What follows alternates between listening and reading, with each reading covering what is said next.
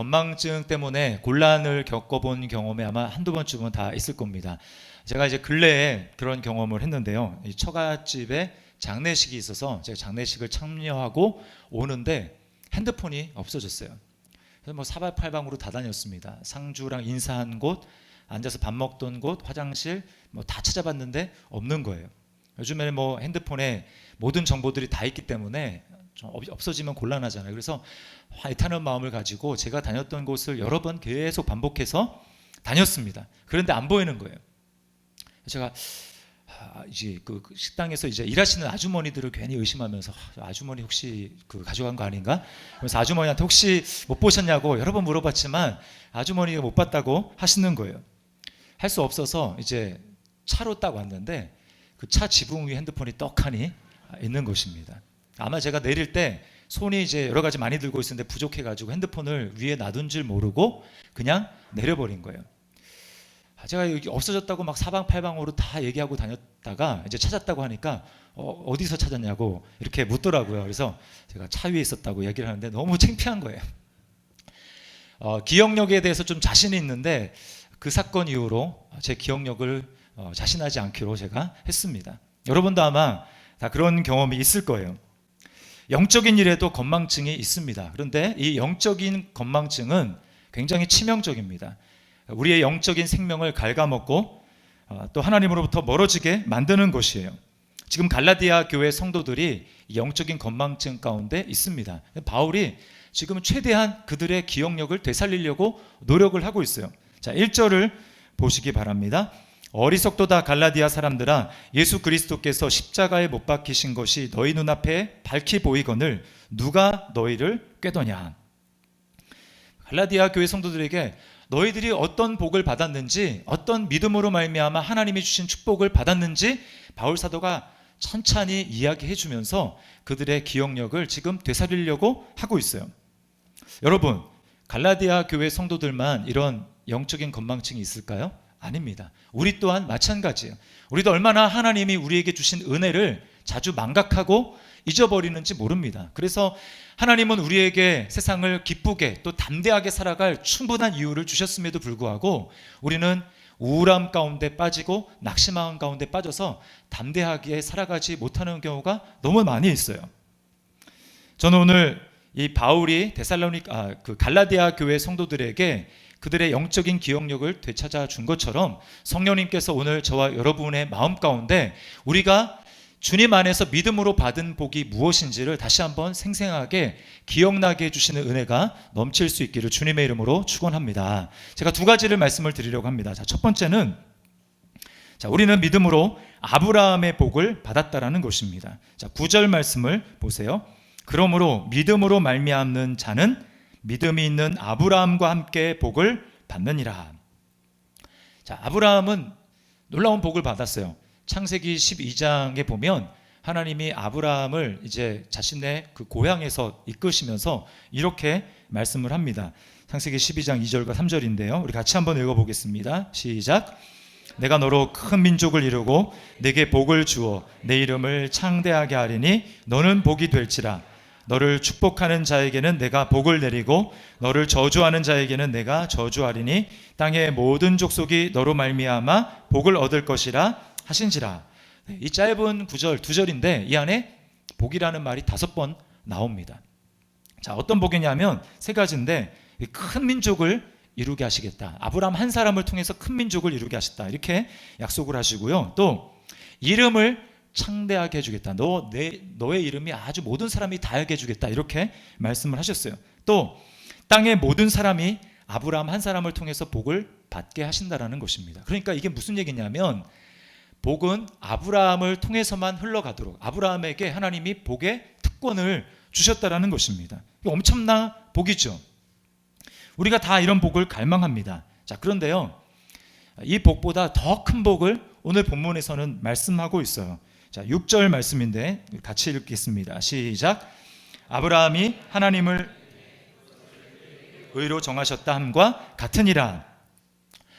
아브라함에게 의로 정하셨다. 하나님을 믿을 때에 아브라함을 의롭다고 하셨다라는 것입니다.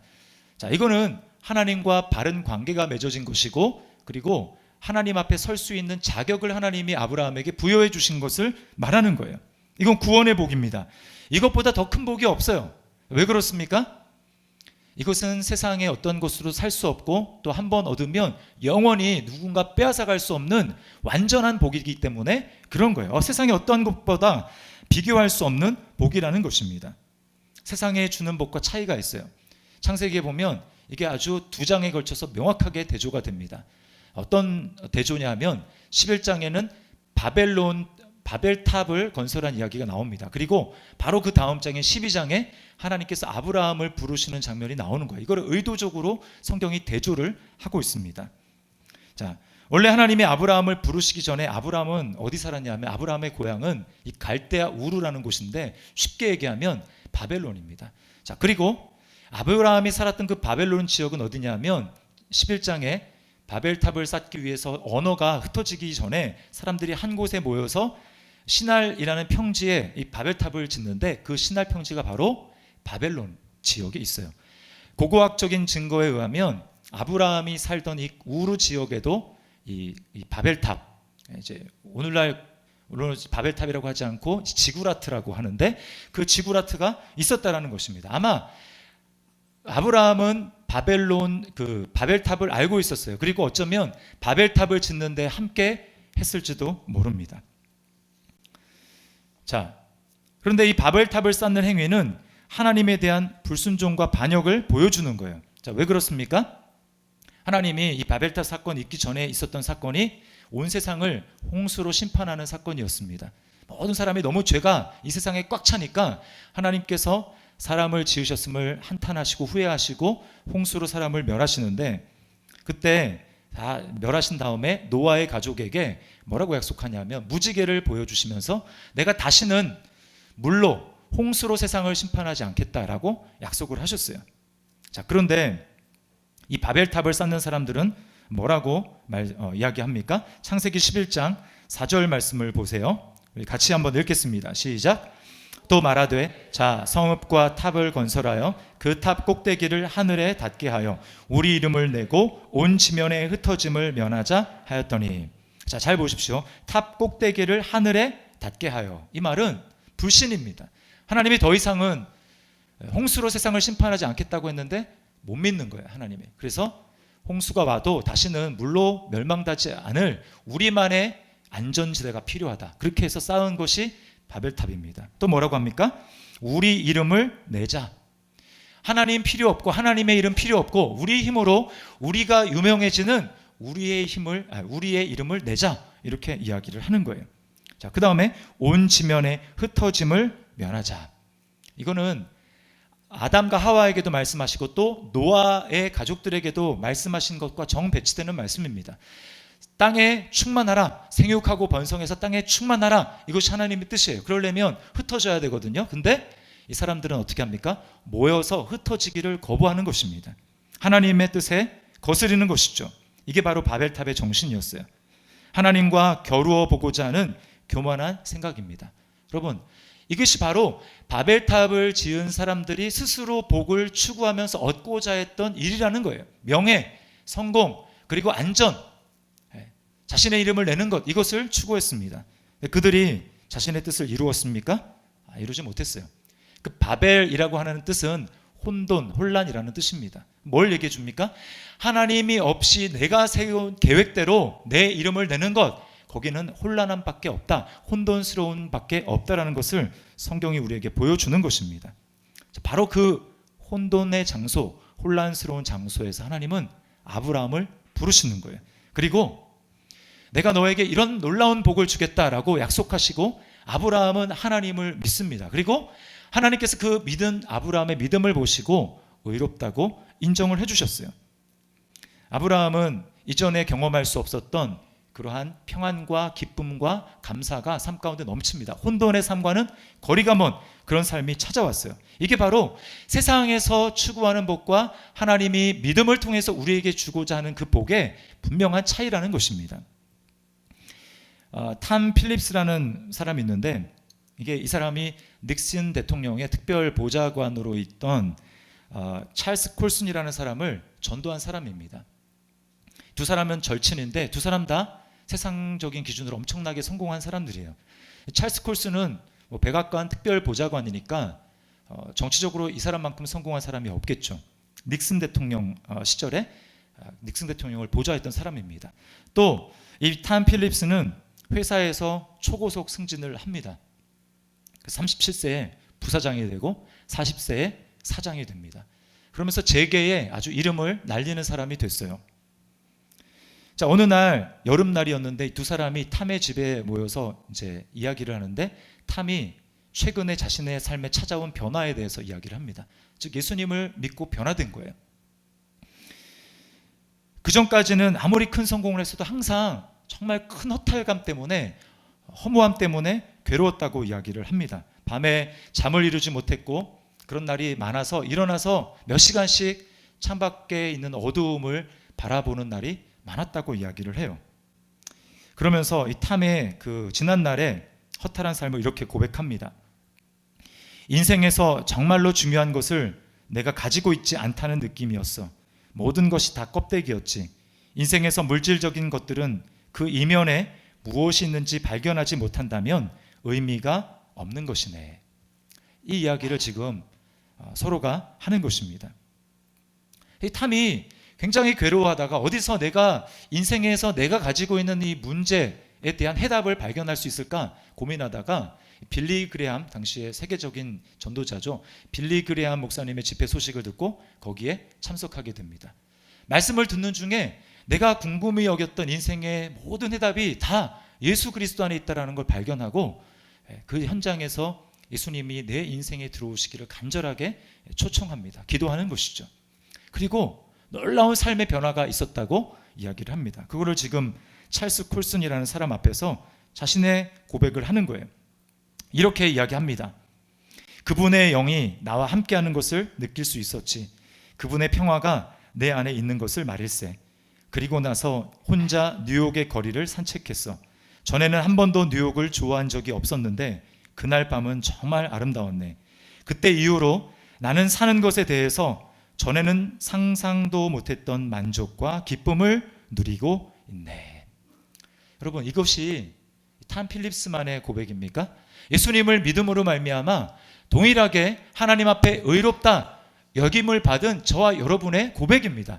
우리가 세상에서는 어떤 것을 주고도 살 수 없는 이 놀라운 축복을, 의롭다고 하시는 이 놀라운 축복을 우리가 받았다라는 거예요. 내가 무엇인가 열심히 일해서 받은 것이 아니라 믿음으로 거저 하나님으로부터 받은 것입니다. 여러분, 우리는 이 사실을 잊으면 안 되는 거예요. 날마다 이 사실을 기억해야 되는 것입니다. 자, 그런가 하면 두 번째는 믿음으로 우리는 성령을 받았습니다. 바울은 지금 갈라디아 교회 성도들에게 그들이 믿음으로 성령을 받았다라는 것을 이야기를 하고 있어요. 2절 말씀을 보세요. 내가 너희에게 다만 이것을 알려 하노니 너희가 성령을 받은 것이 율법의 행위로냐 혹은 듣고 믿음으로냐. 이것을 지금 일깨워주고 있는 것입니다. 예수님을 믿을 때 받는 최고의 축복은 여러분 다른 것이 아니라 바로 성령을 받는 것입니다. 성령은 누굽니까? 하나님이시죠. 하나님의 영, 예수님의 영. 그 하나님을 우리 인간이 보잘것없는 피조물이고 정말 나약하고 죄덩어리인 우리 인간이 어떻게 우리가 받을 수 있겠어요? 그런데 예수님을 믿을 때 바로 그런 놀라운 특권과 축복이 우리에게 주어진다라는 것입니다. 이게 기적이죠. 예수 믿는 사람과 믿지 않는 사람의 가장 큰 차이는 바로 성령을 받아서 영이 달라진다라는 것입니다. 그들이 소유하고 있는 영이 다르다라는 거예요. 세상의 영을 소유하고 사느냐 아니면 예수의 영, 하나님의 영을 소유하고 사느냐, 여기에서 그 갈림길이 드러나는 것입니다. 성령을 받으면 우리 안에 여러 가지 변화의 증거가 있어요. 드러납니다. 제가 이제 많은 것 중에 세 가지만 좀 말씀을 드리면 간략하게 말씀을 드릴게요. 첫 번째는 하나님이 나의 아버지가 되십니다. 갈라디아서 4장 6절에 이렇게 얘기해요. 우리 같이 한번 읽어보겠습니다. 시작. 너희가 아들이므로 하나님이 그 아들의 영을 우리 마음 가운데 보내사 아빠 아버지라 부르게 하셨느니라. 네, 전에 멀리 있던 하나님, 너무 멀게만 느껴지던 그 하나님이 아버지, 아빠, 그렇게 부를 수 있는 친근한 존재로 여겨지게 된다라는 거예요. 그래서 한 번도 본 적도 없고 볼 수도 없는 그 하나님을 아버지라고 부르는데 이상하지 않는 거예요. 낯설지가 않은 것입니다. 족보가 바뀌고 우리의 운명이 완전히 바뀌어요. 그래서 여러분, 성령을 받은 사람, 그래서 하나님이 아버지가 된 사람은 점집에 가면 점이 안 나옵니다. 점이 안 나요. 왜 그렇습니까? 영이 달라져서, 족보가 달라졌어요. 전에는 세상형을 가지고 있을 때는 그들도 세상형을 받은 사람이기 때문에 다 알 수 있습니다. 그런데 우리가 하나님의 명을 받았어요. 우리의 영원한 운명이 영원히 영생을 얻은 존재로 바뀌었기 때문에 안 보이는 거예요. 길이 안 보여요. 이건 바로 우리가 영원한 우리의 운명이 바뀌었기 때문에 누리는 축복이라는 것이죠. 자, 그런가 하면 성령을 받은 사람은 하나님의 말씀이 깨달아지고 믿어집니다. 전에는 성경을 좀 보려고 하면 잠이 왔어요. 그래서 잠이 안 올 때는 그래, 성경이나 보자. 성경이 수면제였습니다. 근데 성령을 받고 성령이 내 안에서 활동력 있게 역사하기 시작하면 성경에 빠지는 거예요. 잠에 빠지는 게 아니라 성경에 빠지는 것입니다. 우리 교회 이제 예수 믿은 지 그렇게 오래되지 않은 그 집사님 한 분을 이제 신방했는데, 그분이 하는 얘기가 훈련을 받고 이제 하다 보니까 성경이 너무 재미있더래요. 그래서 전에는 성경을 그렇게 읽지 않았는데 틈만 나면 이제 성경을 보는 것입니다. 그러니까 남편이 그런 모습을 이제 잘 못 보다가 이렇게 너무 바뀌게 되니까 의심하면서, 야, 너 그러다 전도사 되는 거 아니냐? 이렇게 이야기를 하더래요. 이거 어떻게 그런 일이 가능합니까? 우리 안에 성령님이 들어오셔서 우리의 눈을 열어주시고 깨닫게 하시니까 성경을 보면서 그런 일들이 일어나는 것입니다. 자, 그리고 세 번째는 뭐냐면 세상을 살 힘과 능력을 얻게 되는 거예요. 자, 이 부분을 제가 강조드리고 싶어요. 갈라디아 교회에 바로 이런 능력이 있었다라는 것입니다. 내면에 기쁨과 평안이 넘치고 마음속에 동기가 달라지고 성령님이 주시는 힘과 용기가 있다 보니까 전에는 생각할 수 없었던 하나님께 순종을 할 수 있게 되더라는 거예요. 생각지도 못한 일들을 할 수 있는 능력이 내 안에서 성령으로부터 주어지더라는 것입니다. 갈라디아 교회 성도들이 그랬어요. 그래서 4절을 보세요. 너희가 이같이 많은 괴로움을 헛되이 받았느냐? 과연 헛되냐?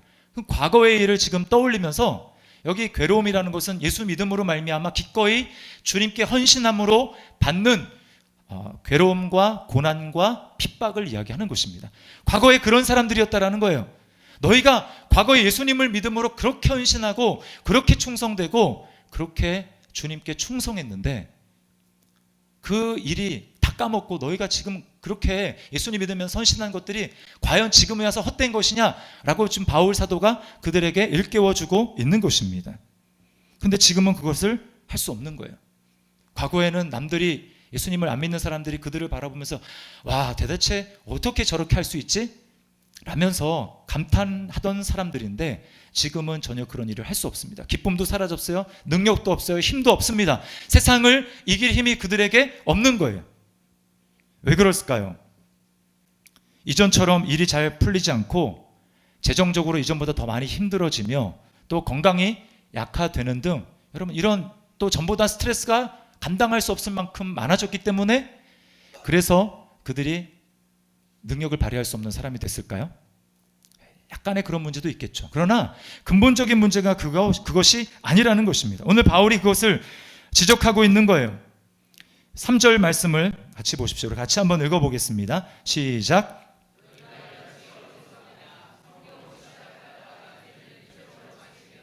네, 여러분 문제가 무엇인지 아시겠습니까? 진짜 문제는 그들에게 처음에는 성령의 능력으로 했는데 어느 순간 그들에게 자신의 육체의 힘을 의지해서 일을 하고 있더라는 것입니다. 그러다 보니까 기쁨이 없어지고 감사가 없어지고 전에 넉넉히 감당할 수 있는 일인데 지금은 그 일이 할 수가 없는 일로 되어버렸다는 것입니다. 지금 이거를 바울 사도가 깨닫게 해주는 거예요.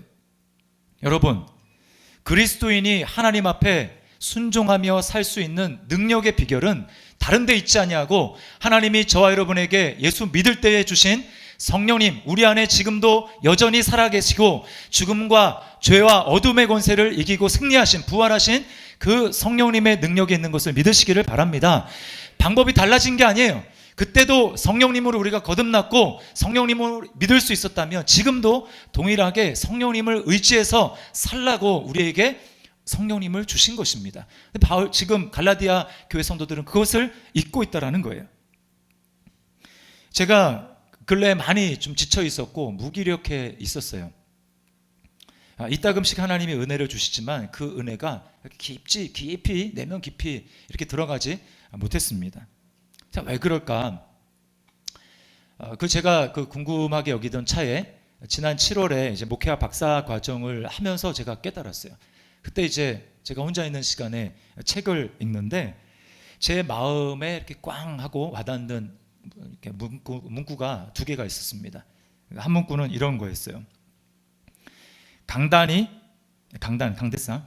당신을 말씀으로 몰아가게 하지 말고 말씀이 당신을 강단으로 몰아가게 하라. 여러분, 이게 말이 무슨 뜻인지 아십니까? 그러니까 강단에 서서 설교를 해야 되니까 설교를 하기 위해서 말씀을 읽지 말고 말씀 자체 가운데 은혜에 빠져서 그것 때문에 이끌려서 강단에 서서 설교를 할 수 있도록 하라.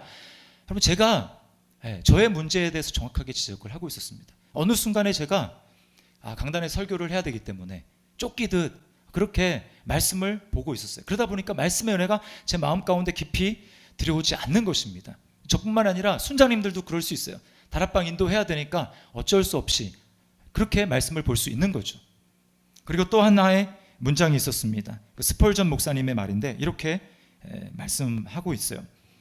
진실한 설교를 위해서는 많은 기도가 필요합니다. 원칙적으로 목회자들은 하나님께 말을 하지 않은 채로 수분이 지나서는 안 되는데 이는 의무가 아닌 본능입니다. 제가 이 글을 읽는데 망치로 머리를 얻어맞은 듯한 충격을 받았습니다. 하나님께 말을 하지 않은 채로 수분이 지나서는 안 되는데, 저는 수분이 아니라 몇 시간이라도 하나님께 대해서 연결되지 않고 하나님을 의식하고 성령님을 의식하며 제 마음으로부터 끊임없이 그분을 찾으며 기도하지 않고 있는 저의 모습을 발견했다라는 것입니다. 개인 기도 시간을 말하는 게 아니에요. 개인 기도 시간을 당연히 갖지만 그 이후에도 끊임없이 성령님을 간절히 찾고 열망하고 주님께 저의 마음을 수시로 아뢰야 되는데 어느 순간 제가 그것을 하지 않고 있다는 것입니다. 놓치고 있었어요.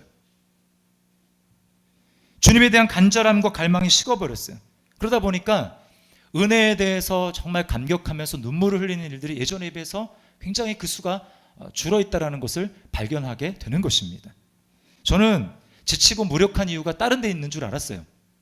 성도들이 내가 기대한 것처럼 더 막 삶이 팍팍 변하고 내가 기대한 것처럼 그렇게 삶이 변화되지 않는 것, 그리고 더 많은 성도들이 우리 교회에 등록해서 성도의 숫자가 늘어나고 성장하지 않는 것, 이것 때문에 어떤 보여지는 외적인 환경 때문에 제가 낙심하고 그래서 지쳐있는 줄 알았는데 문제가 거기에 있는 것이 아니라 더 깊은 내면에 나와 하나님과의 관계에 문제가 있었다는 것을 성령님께서 발견하게 해주셨어요.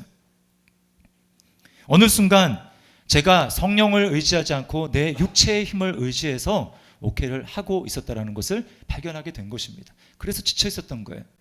여러분은 어떻습니까? 이제 우리 교회가 개척한 지 3년째 되고 있어요. 개척 초기부터 와서 이런저런 일을 섬기던 분들은 순장으로 또 교사로 또 주방에서 이런저런 많은 일들로 섬기신 분들이 지쳐 있을 만합니다. 또 개척교회다 보니까 얼마나 일이 많습니까?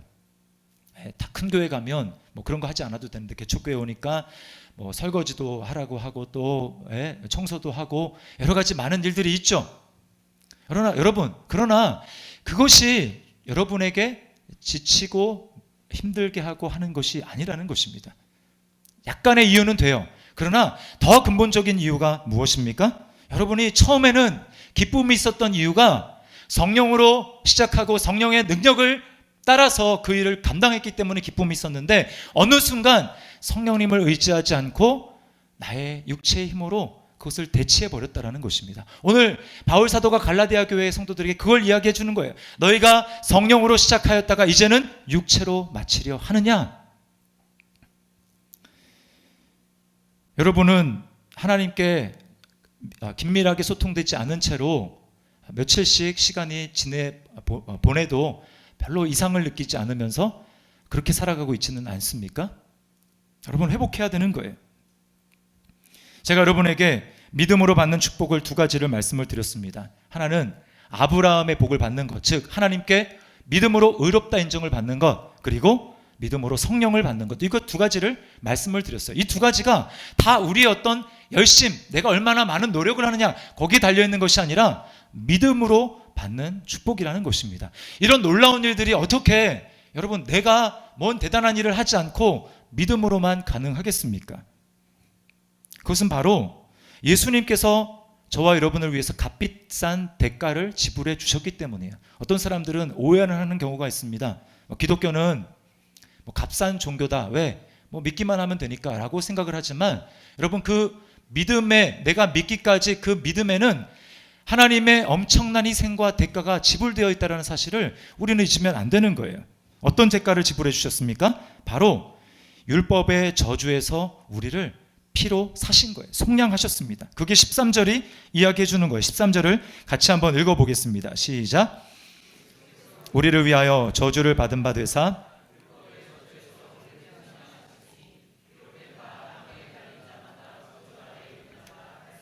네, 율법의 저주에서 우리를 속량하셨으니. 구약에는 율법을 우리에게 제시해 주시며 그 율법에 따라서 어떤 반응을 보이는지에 따라서 두 가지 길이 있습니다. 하나는 율법에 순종해서 복을 받고 사는 길이에요. 또 하나는 율법에 불순종해서 화나 저주를 받고 죽음의 길로 가는 것입니다. 딱 이 두 가지 길밖에 없어요. 그래서 우리가 여호수아 살펴봤지만 율법을 하나님이 이제 주신 다음에 언약을 맺을 때 지도자가 그 율법에 있는 그 말씀을 다 읽은 다음에 이 율법에 기록된 대로 하지 않는 자는 저주를 받을 것이요 라고 선언을 하면 그 말씀을 듣는 모든 사람들이 다 아멘 했습니다. 그러나 우리가 잘 알죠? 이스라엘 백성들이 아멘, 내가 그렇게 살겠습니다, 그렇게 작정했지만 그렇게 삽니까? 구약 전체는 뭘 보여줘요? 그들이 아멘 한 대로 살지 못하는 불순종하는 모습을 보여주는 것 아닙니까? 그럼 우리는 어때요? 우리는 다릅니까? 우리도 마찬가지입니다. 제가 솔직하게 고백하지만 목사지만 제 안에는 하나님을 기뻐하는 마음이 없습니다. 제 그 본성이 그래요. 그래서 만약에 어떤 문제가 없다면 저는 하나님 없이 살려고 끊임없이 살 것입니다. 문제가 없기 때문에 하나님 없이 끊임없이 내가 원하는 방식대로 살려고 하는 욕심이 제 마음 가운데 있는 거예요. 하나님의 간섭을 받기 싫어합니다. 하나님보다는 나를 더 사랑해요. 지독한 나 중심적인 이기주의가 내 안에 있습니다. 여러분 안에도 있어요. 어떻게든 하나님이신데 하나님께 내가 맞추기보다는 내 생각과 내 계획과 나에게 하나님이 맞춰주기를 끊임없이 요구한다는 것입니다. 여러분, 이런 본성을 가진 우리가 어떻게 하나님이 이렇게 살라, 너희는 이렇게 살아야 살 수 있다 라고 말씀하시는 그 율법에 온전히 순종할 수 있겠어요? 순종할 마음도 없고 순종할 수도 없는 것입니다. 그래서 결과 뭐예요? 율법의 정죄를 받아서 영원한 사망의 그 운명 가운데 저와 여러분이 놓인 것이죠. 그런데 죄 없는 예수 그리스도가 우리를 대신해서 그 율법의 모든 저주를 그 몸에 받으시고 우리를 위해서 죽으시고 부활하심으로 말미암아 우리가 갚을 수 없는 그 갚음을 주님께서 죽음으로 갚아주신 것입니다. 이것이 바로 예수 그리스도의 속량이라고 하는 거예요. 피로 우리를 사신 거예요. 부모가 자식을 사랑하는 사랑보다 하나님이 우리를 사랑하시는 사랑이 비교할 수 없는 만큼 큽니다. 수상한 그녀라는 영화가 있어요. 아마 보신 분이 많이 있을 겁니다. 거기 주인공이 누구냐 하면 오말순이라는 70대 할머니가 주인공이에요. 남편을 일찍 여의고 하나밖에 없는 그 깐난쟁이 그 아이를 키워보려고 어떻게든 살아보려고 시장에서 장사를 합니다. 생선 그 장사를 하면서 그 아이를 키우는 거예요. 근데 이제 누가 맡아줄 사람이 없으니까 그 아이를 등에 업고 키웁니다. 그렇게 힘들게 장사를 해요. 그렇게 키운 이 아들이 나중에 커서 대학교 교수가 됩니다. 자, 그 집에는 아들과 손자 또 손주, 며느리 그리고 이 할머니까지 5 식구가 살아가요. 근데 며느리가 이제 몸이 안 좋아져서 병원에 입원을 하게 되어 있습니다. 그래서 어쩔 수 없이 이 오말순이라는 이 할머니가 그 요양원 신세를 져야만 하는 그런 상황에 처하게 된 거예요.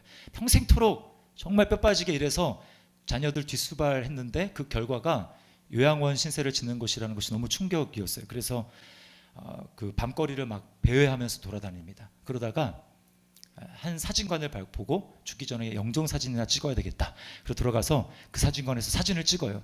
근데 그 사진관 이름이 뭐냐면 청춘 사진관입니다. 사진관 이름대로 사진을 딱 찍고 나왔는데 진짜 청춘이 되어 있어요. 20대의 꽃다운 나이로 그 몸이 완전히 바뀌어 있는 것입니다. 근데 이제 나중에 딱 하나의 사실을 아는데 뭐냐면 그 젊음을 유지할 수 있는 조건은 일정량의 피가 몸 밖으로 빠져나가지 않도록 하는 거예요. 그래야지만 그 젊음을 유지할 수가 있는 것입니다. 자, 이제껏 자신을 위한 삶을 한 번도 살아보지 못했기 때문에 이제 나만을 위한 삶을 살아보자. 그래서 이름도 오말순이 아니라 오드리 헵번을 좋아해서 오드리로 바꾸고 정말 자신만을 위한 삶을 삽니다. 우연히 카페에서 노래를 불렀는데 거기에 방송국 PD가 앉아 있었는데 완전히 뿅 갔어요. 그래서 이 오말순 씨를 가수로 데뷔시키게 되는 거, 오드리 씨를 가수로 데뷔시키게 되고, 또 이제 손자가 무명의 밴드 활동을 하고 있었는데 손자가 하는 그 밴드의 보컬을 맡으면서 이 밴드 자체가 이제 또 뜨게 됩니다. 그래서 중요한 방송국에서 이렇게 촬영이 있는 그 날인데 다른 멤버들은 다 왔는데 밴드의 리더인 조카가 아니라 손자가 안 오는 것입니다. 차가 너무 막혀서 손자가 오는 길에 자전거로 갈아타가 오다가 그만 대형 교통사고가 나서 이제 죽음의 위기 가운데 있어요. 피를 너무 많이 흘려서. 그 소식을 듣고 근데 이제 그 손자가 가진 그 혈액형이 희귀한 혈액형이기 때문에 맞는 혈액형이 별로 없어요. 그러니까 이제 이 오드리 씨가 맞는 혈액형입니다. 그래서 병원에 찾아가요. 수혈해 주려고. 근데 대학 교수인 아들이 먼저 와서 기다리고 있습니다.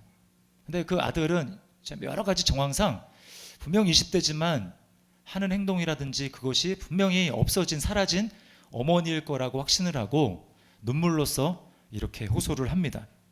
이제는 아들의 문제는 내가 알아서 해결할 테니까 제발 어머니는 가셔서 못다한 어머니의 마음껏 삶을 사세요 라고 눈물로 호소를 해요.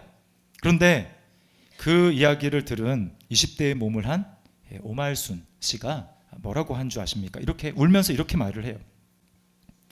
아니, 나는 다시 태어나도 하나도 다름없이 똑같이 살란다. 아무리 힘들어도 하나도 다름없이 똑같이 살란다. 그래야 내가 네 엄마고 네가 내 자식일 테니까. 그렇게 하면서 여러분 그 손자의 침상 옆에 나란히 누워서 수혈을 해요.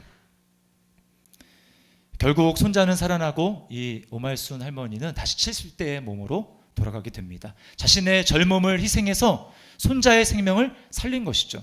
여러분 누구나 부모라면 그 상황에서 그런 선택을 하지 않겠습니까? 이게 부모의 사랑이에요. 여러분 부모의 사랑이 이런 사랑이라면 저와 여러분을 창조하신 하나님, 우리를 너무나 사랑하시는 그 하나님의 사랑은 얼마나 대단하겠습니까? 영화에서 오드리 씨는 젊음만을 희생합니다. 그러나 우리를 사랑하신 예수 그리스도는 어떻습니까? 우리를 위해서 자신의 생명을 피를 조금이 아니라 다 쏟으시고 자신의 생명을 희생해서 우리를 건지시는 거예요. 그 피로 우리를 죽음에서 사신 것입니다. 이것이 바로 오늘 본문이 이야기하는 속량이라는 거예요. 속량. 저와 여러분은 바로 예수님의 그러한 희생으로 구원받은 것을 여러분 믿으시기를 바랍니다. 여러분 그러므로 우리는 영적인 건망증에서 벗어나기 위해서 또 우리에게 하나님께서 의롭다 인정을 해주시고 성령을 주셨다는 사실을 잊지 않기 위해서 지속하는 그런 삶을 살기 위해서 우리가 해야 될 일은 뭐냐 하면 바로 예수님이 나를 위해서 그런 놀라운 일을 하셨다는 것을 우리가 눈앞에 항상 기억하며 생생하게 기억하며 살아가는 것입니다. 1절 말씀을 우리 같이 한번 읽어보겠습니다. 시작. 어리석도다 갈라디아 사람들아, 예수 그리스도께서 십자가에 못 박히신 것이 너희 눈앞에 밝히 보이거늘 누가 너희를 꾀더냐. 여러분 여기 밝히 보인다라는 것은 공공장소에 마치 옛날에 그 조선시대에 방을 붙이던 것처럼, 포졸들이 방을 붙이는 것처럼 공개적인 장소에 공개하는 것을 이야기를 하는 것입니다. 바로 이거예요. 예수 그리스도를 우리 눈앞에 밝히 보듯이 항상 생생하게 주님을 우리 눈앞에 두는 것입니다. 이것이 우리로 하여금 믿음으로 우리를 의롭다 인정해 주시고 우리에게 성령을 주셨다는 사실을 잊어버리지 않고 그 사실을 계속해서 기억하며 능력 있는 삶을 살아갈 수 있는 유일한 비결이라는 거예요. 지금 갈라디아 교회 성도들이 놓치고 있는 것이 바로 이것이었습니다. 그들의 눈앞에 예수님을 놓치고 있었어요. 십자가에서 죽으시고 부활하신 예수 그리스도의 그 분명한 희생의 죽음을 그들은 놓치고 있었다는 것입니다. 여러분, 믿음은 내가 만들어내는 것이 아닙니다. 믿음은 믿는 사람에게서 나오는 것이 아니라 믿는 사람이 바라보는 그 믿음의 대상으로부터 믿음이 나오는 거예요. 우리의 믿음의 대상이 누구입니까? 예수 그리스도죠. 예수님을 바라보게 될 때 그 예수님으로부터 믿음이 우리에게 흘러나오는 것입니다. 그러므로 내가 믿습니다, 아무리 주먹을 쥐고 힘차게 외친다 할지라도 거기서 믿음이 나오는 것이 아니고, 믿음을 갖고자 한다면 우리는 딱 한 가지만 하면 돼요. 우리를 위해서 죽으시고 부활하신 예수 그리스도, 믿음의 주인이신 그 예수님께 나의 시선을 두는 것입니다. 그분을 계속해서 주목하고 바라보는 거예요. 그럴 때 여러분, 우리에게는 우리를 믿음으로만 의롭다 하셨고 인정해 주신 그 하나님, 그리고 믿을 때 우리에게 성령을 주신 그 하나님의 은혜를 우리가 생생하게 기억하고 살아갈 수가 있게 되는 것입니다. 여러분, 이것이 바로 우리가 해야 될 일이라는 거예요. 예수님을 기억하는 데 도움이 되는 하나의 방법이 있다면 그것은 제가 아까 광고 때도 말씀을 드렸지만 여러분의 훈련을 받으시는 것입니다. 주보에 그 송민경 우리 집사님의 간증이 나왔는데 여러분이 한번 읽어보세요. 굉장히 논리적이고 이성적이고 합리적이고 따지는 분인데, 이분이 그 훈련을 통해서 내 논리와 내 합리성을 다 부숴버리고 녹여버리는 하나님의 크신 사랑을 경험하게 되는 것입니다. 이제 하반기에 여러 가지 훈련이 시작이 돼요. 어떤 훈련이라도 좋습니다. 여러분, 다음 학기에 여건이 되면, 여러분 그런 여건은 오지 않아요. 여러분이 결단하시고 지금이야말로 내가 훈련을 받고 주님을 더 깊이 알아가고 주님의 죽으시고 부활하심이 내 눈에 생생하게 되는 가장 절호의 기회라는 것을 여러분이 기억하시고 이번에 결단하시기 바랍니다. 기억하십시오. 영적인 건망증은 굉장히 위험한 것입니다. 그 상태 가운데 계속 있어서는 우리는 영적인 생명을 갉아먹고 우리는 생명력 없는 삶을 살아갈 수밖에 없어요. 하나님이 우리에게 믿음으로 베푸신 은혜를 기억해야 됩니다. 주님께서는 아브라함과 함께 믿음으로 우리를 의롭다고 하시는 축복을 우리에게 허락해 주셨어요. 그리고 예수 그리스도의 속량하시는 은혜로 말미암아 우리가 예수님을 믿을 때 성령을 우리 마음 가운데 부어 주셨습니다. 여러분, 한때 성령님을 의지하다가 지금 여러분 육체를 의지하고 있지 않습니까? 여러분, 정말 기쁨이 지금도 내면에서부터 흘러나오고 있습니까? 그렇지 않다면 다시금 오늘 갈라디아 교회 성도들을 깨우는, 그들의 건망증을 깨우는 바울 사도의 외침을 들으십시오. 너희가 성령으로 시작하였다가 이제는 육체로 마치려 하느냐. 하나님이 우리에게 베풀어 주신 은혜를 다시 한번 기억하며 주님 앞에서는 그날까지 은혜를 붙들고 성령의 능력을 붙들고 승리하는 삶을 살아가는 저와 여러분이 될 수 있기를 주님의 이름으로 축원합니다. 우리 말씀을 기억하면서 이 시간 하나님 앞에 찬양하겠습니다. 우리 시선이라는 찬양인데요, 내게로부터 눈을 들어 주를 보기 시작할 때 주의 일을 보겠네. 여러분, 환경도 보지 마시고 또 다른 것도 보지 마시고 여러분 자신의 연약함과 능력 없음도 보지 마시고 이 시간 우리의 시선을 들어서 주님을 바라봤으면 좋겠습니다. 이 찬양 하나님 앞에 드리겠습니다.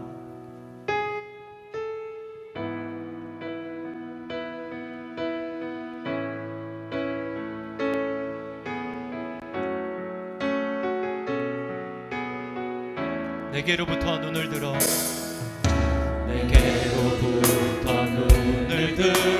주를 보기 시작할 때 주의 일을 보겠네. 내 작은 마음 돌이키사 하늘에 꿈꾸게 하네. 주님을 볼 때 다시 한번 고백할까요? 내게로부터 눈을 들어 눈을 들어 주를 보기 시작할 때 주의 일을 보겠네. 내 작은 작은 마음 돌이키십니다. 내 작은 마음 돌이키사 하늘에 꿈꾸게 하네. 주님을 볼 때 모든 시선을 주님께 드리고 살아계신 하나님을 느낄 때 내 삶은 주의 역사가 되고 하나님이 일하기 시작한 성령이 나를 변화시켜 변화시켜 모든 두렵 사라질 때 주의 일을 보겠네. 황폐한 땅 한가운데서 황폐한 땅 한가운데서 주님만 알게 되리. 주님 다시 한번 고백할까요? 성령이 우리 안에 나를 변화시키십니다. 성령이 나를 변화시켜 모든 두려움 사라질 때 주의 일을 보겠네. 불가능한 환경에서도 우리를 새롭게 하십니다. 땅 가운데서 주님만 알게 되리. 주님 믿음으로 선포합시다. 모든 시선을 주님께 드리고 살아계신 하나님을 느낄 때 내 삶은 주의 역사가 되고 하나님이 일하기. 다시 한번 믿음으로 고백합니다. 모든 시선을 주님께 드리고 살아계신 하나님을 느낄 때 살아계신 하나님을 느낄 때 내 삶은 주의 역사가 되고 하나님. 우리 성령님이 우리 안에 일하기를 기대하는 마음으로 다시 한번 모든 시선을 우리 두 손을 가슴에 모으고 찬양합시다. 살아계신 하나님을 느낄 때 살아계신 하나님을 느낄 때 내 삶은 주의 역사